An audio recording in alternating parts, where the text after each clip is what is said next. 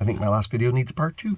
That doesn't happen too often. I told you a while ago about my brother and a conversation we had, and I started listening to him instead of just arguing with him. And he had a perception about things that wasn't right, but at least we could talk about it, and I could consider it. I think that's dangerous now that he knows I'm doing that. He's got like 50 years of pent up. Hadn't listened to me, so he's probably got a lot of things that he wants to be honest with me about now. Anyways, but I've been watching over the last few years a trend, and it's getting worse. I remember when you would disagree with somebody and they would call you phobic. And I was like, well, it doesn't sound like they're afraid. It sounds like they have a different opinion, but it was phobic.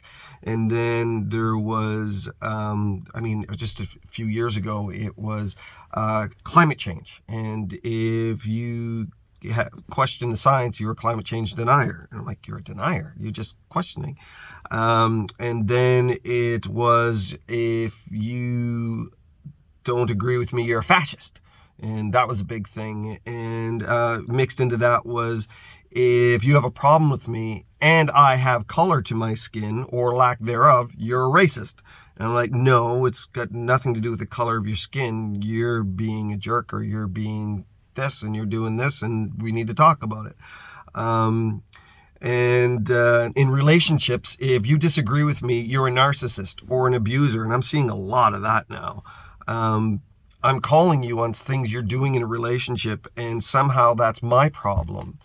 See, this is where I have I'm concerned about where the church is going. The church is adopting that. The church is, people in the church, instead of dealing with their own sin, we're finding ways to justify it or blame somebody else for it. So it's not my fault, it's them. Or it's, I am totally denying it because it's not me, it's their problem, what they see. The Bible says it's time for judgment to begin with the house of God. David said, search me, O God, and know my heart. See if there be any wicked way in me, and lead me in the way everlasting. We're not doing that anymore. Collectively, that isn't something that is even necessary anymore, because you can blame somebody else for everything that you're experiencing. Somebody doesn't like you, they're a narcissist. Somebody disagrees with something you're doing, they're microaggressions, or maybe aggressive or whatever, and they're hurting my feelings, and I'm offended, and this and that and the other thing. See, the only way we are going to grow, the only way we're going to heal, isn't that we necessarily agree with everything that's said about us. And a lot of times it's just not true. But it's very important that when we hear something, we step back and we say, why would they say something like that? Is it coming from them, or is it coming from something that I may have done? Maybe they're misinterpreting something that I've done. That's why the Bible says, if you've offended somebody, go to them while they're on the way. Just go and work it out, because maybe it's a misunderstanding. Maybe it's their issue, and maybe if this comes to light, that they're the ones that are going to be found. But that's okay. But it might be you realize that there's something in your life that you really need to work on.